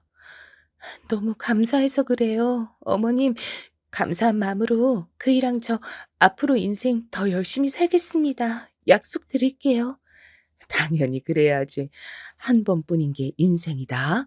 재산 상속이고 뭐고 이런 것과 상관없이 너희들의 인생을 보람차게 잘 꾸려갔으면 좋겠다. 네, 꼭 그렇게 할 거예요. 어머님, 죄송하고 감사합니다. 순하디 순한 며느리의 눈물 젖은 얼굴을 보며 제가 마음이 약간 놓였던 것 같아요. 제 아들이 어쨌든 간 이렇듯 착한 인물을 만나 결혼한 것은 잘한 일이라고 새삼 그런 생각을 했고요. 변호사 사무실을 나섰는데 긴장이 풀리기라도 했던 모양인지 머리가 살짝 아파왔습니다. 원래 며느리가 밥을 같이 먹자 그랬는데 도저히 그럴 기분이 아니라 그냥 어디 식당 가지 말고 여기 근처 커피숍이나 잠시 들려자 그랬어요. 그러자 며느리도 자기도 마침 배가 별로 안 고팠고 오후에 급한 일정이 있기도 해서 오히려 저에게 잘 됐다고 하면서 바로 옆에 있는 커피숍으로 앞장서더군요. 창가에 앉아 커피 한 잔씩을 마셨습니다. 며느리가 제잘거리면서 저한테 이런저런 소리를 떠들었는데 제가 머리가 맑지 못해 사실 이야기를 거의 못 들었어요. 적당히 그냥 대꾸만 해준 뒤 이만 가자 그랬습니다.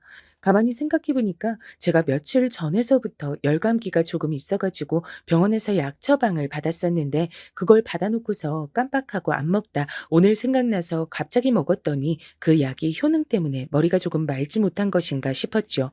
집에 가서 잠이나 한숨 자는 게 낫겠더군요. 이만 가자고 하니 며느리가 숨길 수 없이 무척 반색을 하며 자리에서 일어났습니다. 며느리가 변호사 사무실 뒤편에 주차한 차를 가지러 갔고요. 저는 더 앉아있기보단 그냥 바람이나 쐬고 있는 게 나을 것 같아 커피숍 앞에 서 있었습니다. 그런데 그때 정말 이상한 일이 벌어졌던 거예요. 그 근처에 택시 기사님들이 애용하시는 것으로 보이는 기사 식당 같은 게 있었거든요. 그쪽에서부터 어떤 택시 기사 한 분이 절 향해 달려오셨습니다. 어르신, 혹시 여기 카페에 같이 계셨던 분 어르신의 며느님입니까? 예? 제 며느리가 맞긴 한데요. 혹시 제 며느리를 아시나요? 지금 차를 빼러 갔기 때문에 금방 이 앞으로 올 거예요. 저는 순간적으로 이 택시 기사님이 제 며느리를 아는 사람이라 저에게 그런 질문을 하시는 것이라고만 판단 내렸습니다. 그래서 얼떨결에 그런 대답을 하고 말았는데 삽시간에 택시 기사님이 안색이 어둡게 변하는 겁니다. 어르신, 지금 제 말이 이상하게 들릴 겁니다. 하지만 꼭 들어주셔야 해요. 아까 제가 얼핏 보니까 변호사 사무실 쪽에서 나온 것 같던데 재산 문제라도 정리를 하셨나 보죠? 그게 맞으시다면 부디 저와 어디 좀 가주셔야겠습니다. 대관절, 그게 무슨 말씀이세요? 아니, 제가 오늘 감기약을 잘못 먹어서 그런가 이상한 소리가 그래서 들리나 싶네. 기사님, 저한테 무슨 소리를 하시는 거예요? 제가 어르신의 아들 며느리에 대한 비밀을 알고 있어서 이러는 겁니다. 더 이상 절대 지나치지 못하겠고 어르신께 꼭 알려드려야 할 것 같아서 저도 제 딴엔 지금 결단을 내리고 말씀드리는 거예요. 어르신 속는 셈치고 저와 어디 좀 가주세요. 전혀 예상하지 못한 뜻밖의 상황이 놓이니까 이거 정말 어떻게 해야 할지 갈피를 못 잡겠더군요. 이걸 어쩌나 싶었던 그때 며느리가 모는 차가 이쪽으로 오르고 머리를 들이미는 것이 보였습니다. 저는 하는 수 없이 죄송합니다라는 인사를 택시 기사님께 남기고 떠날 요량이었어요. 그런데 그 순간 정말 놀랍게도 택시 기사님의 얼굴에서 돌아가신 친정 아버지가 얼핏 보이는 거예요.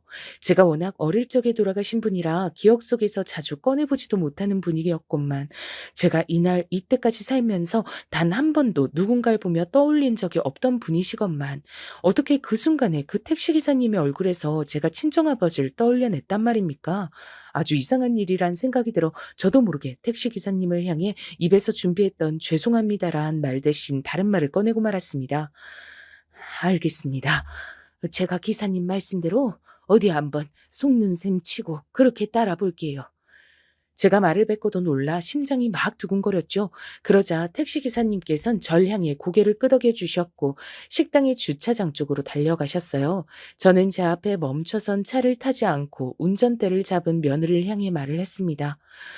내가 갑자기 컨디션이 영 아니네. 지난주에 가본 병원에 나 다시 들를까 싶다. 바람이나 쐴 겸 택시 타고 내 알아서 들어갈 테니까 넌 네 볼일 보고 들어가라. 그러시겠어요? 네, 알겠습니다, 어머니. 그럼 이따 연락드릴게요. 며느리가 얼떨떨해하면서도 금세 수긍을 하더라고요. 전 괜스레 유언장을 작성하고 나니까 며느리가 저한테 아쉽게 구는 것이 사라졌나 싶은 생각이 들었어요. 사람 마음이란 게 이토록 얄팍한 거구나 싶었습니다. 며느리의 차가 시야에서 안 보이게 된 뒤 택시의 한 대가 제 앞에 멈춰 섰습니다. 저는 조금 망설이다 뒷좌석에 올라탔어요.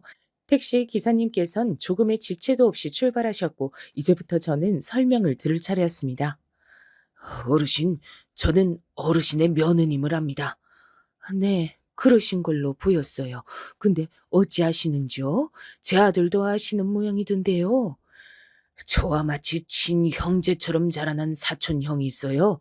제가 지금 나이가 50인데 한 40대까지만 해도 젊은이들 마냥 시끄럽게 어울려 놀곤 했었습니다. 그런데 제 사촌 형이 언제부턴가 사람이 달라졌어요. 한 3년은 좋게 넘었죠. 자기 가정도 내팽개치고 자식들하고도 거의 연을 끊다시피 한 상태고 그러면서까지 어딘가에 빠져 있더라고요. 어느 날 그 사촌 형이 저에게도 자기가 믿는 것을 강력히 권하기에 그때 알았습니다. 그 형이 지독한 사이비에 빠져 있단 걸요. 생각지도 못한 이야기가 들려오자 가슴이 철렁 내려앉았어요. 제 아들 며느리 부부의 이야기를 들어야 하는데 택시 기사님의 사촌 형 이야기가 들려왔다는 것은 필시 인과관계가 있기 때문이었죠. 그렇단 말은 제 아들과 며느리가 그쪽에 관련돼 있단 소리였습니다.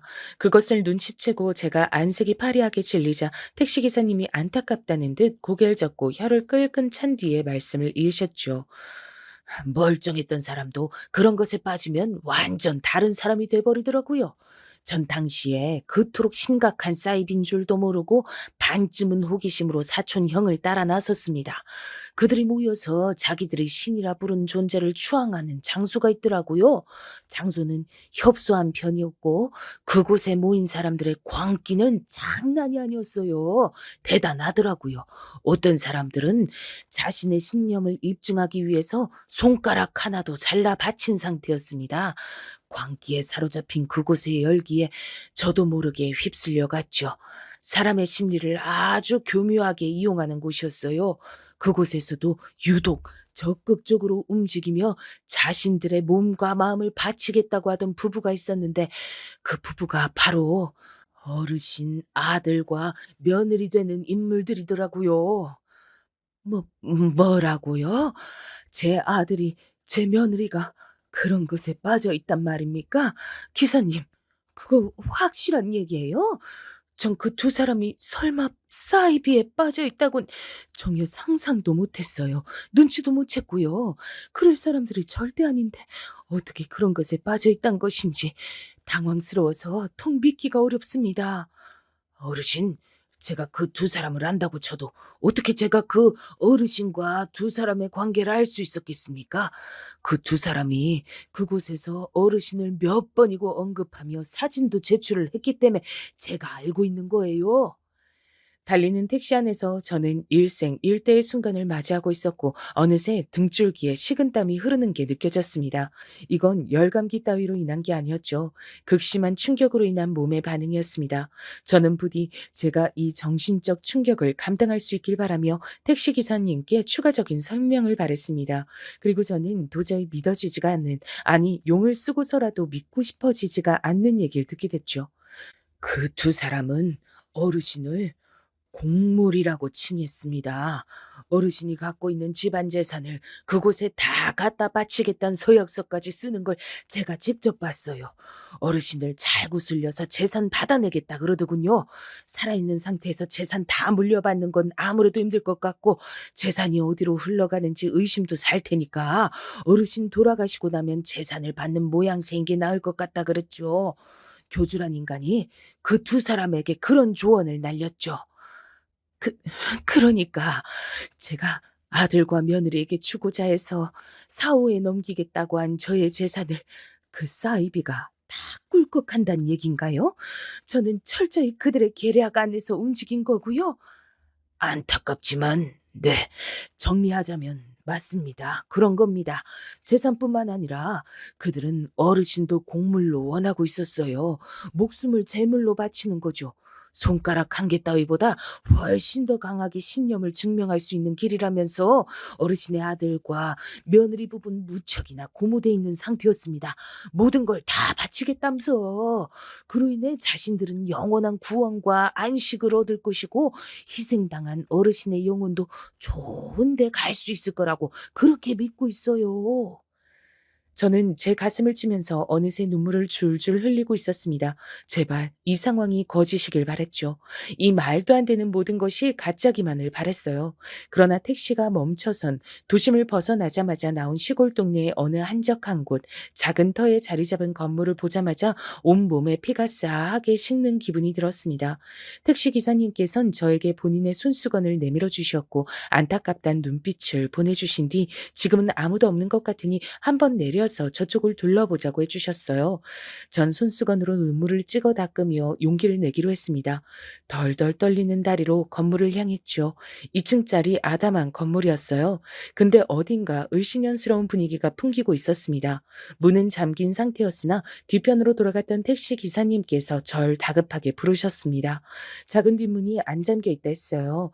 떨리는 심정으로 가봤지요. 내부로 들어서자 소름이 끼칠 만한 한기가 감돌고 있었어요. 밖에서 보기엔 분명히 창문이 있는 건물이었건만 희한하게 햇빛이 안 들어오더라고요.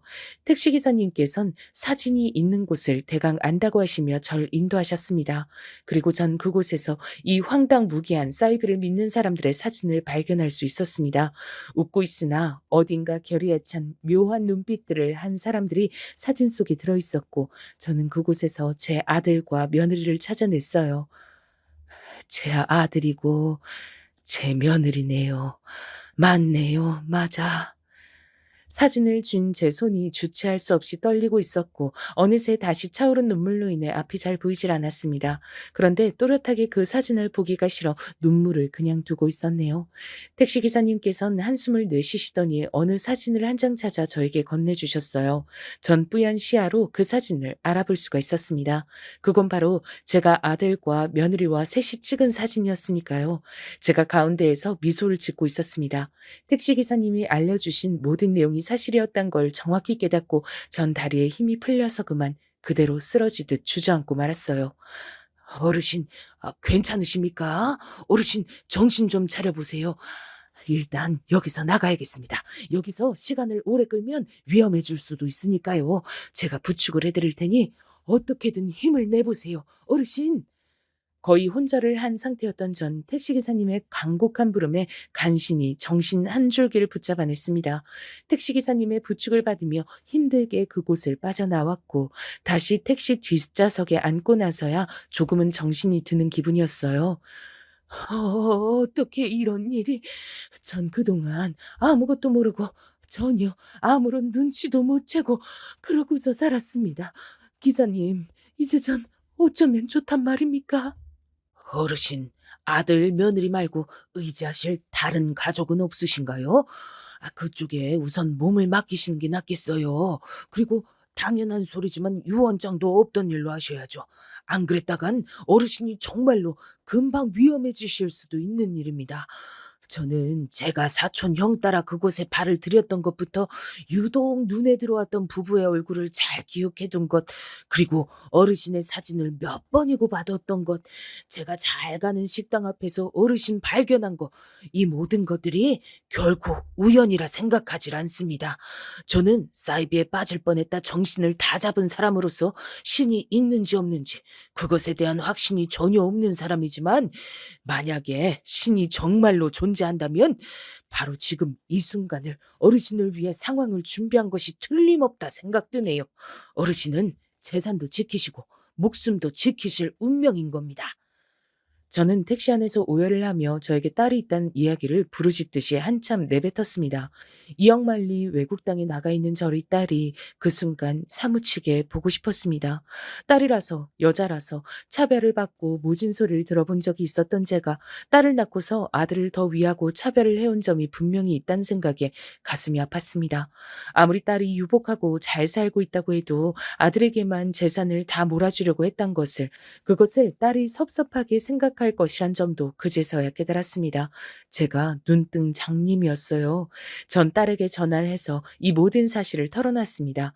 제가 알고 있는 것 중에서 털어놓지 않은 것은 없었죠. 그러자 딸이 난리가 났고 사이비에 빠진 사람은 도박에 중독된 사람보다 해결책이 없다고 하며 마음 같아선 자기 오빠하고 새언니한테 다 따지고 들며 해결을 보고 싶지만 냉정하게 보자면 그들을 저버리는 것이 우선이라 했습니다. 살짝 열감기가 있었고 병원에 처방도 있었던 저는 그것을 핑계 삼아 유언장을 작성할 당시에 심신미약 상태였다 주장을 했고요. 변호사 사무실에서 그것을 직접 해결을 받습니다. 그리고 신변을 어느 정도 빠르게 정리를 한 뒤 딸이 있는 미국으로 떠났습니다. 일부러 당일까지 아들과 며느리에게 알리지 않았어요. 제발 미리 두 사람에게 알리지 말라고 딸과 사이가 간청을 해댔기 때문입니다. 미리 알렸다가 무슨 사달이 날지 모른다고 했어요. 그 정도로 아들과 며느리가 위험한 사이비에 빠져 있던 것 같아서 가슴이 미어졌습니다. 동미가 너무 보고 싶어서 미국에 다녀오려고 한다. 가서 언제 돌아올진 모르겠지만 좋은 시간 보내다가 오려고 해. 그리고 재산 문제는 아무리 생각해도 내가 너무 섣불리 유언장을 작성한 것 같아서 그건 없던 일로 하기로 했다. 내가 아직 건강하고 튼튼하잖니? 다음에 나중에 재산 얘기 나눠도 늦지 않아. 그때 가서 다시 얘기하자꾸나. 네? 어머니, 그게 다 무슨 말씀이세요? 동미한테 가신다는 건 그렇다 치겠는데요. 돌아가신 저한테 재산 다 주시기로 했잖아요. 그래놓고 왜 말씀을 바꾸시는 건데요? 어머님, 이러시는 건 아니죠. 저희는 어머니만 철석같이 믿고 다 준비를 해뒀는데 이러시면 저희가 뭐가 돼요? 어차피 내가 죽고 난 뒤에야 너희들이 그 재산 받을 거였는데 지금 왜 이렇게들 날린 거니? 혹시 무슨 문제라도 있어? 내가 유언장 작성하고 나서 일찍 죽을 거라고 확신들이라도 했던 거야? 그래? 대체 무슨 준비를 했단 건데? 제가 따지고 들자 아들과 며느리는 꿀먹은 벙어리가 되어 아무 말도 못했습니다. 어둡게 변한 낯빛들이 볼만하더군요. 완전히 한 방 먹었단 표정들이었어요.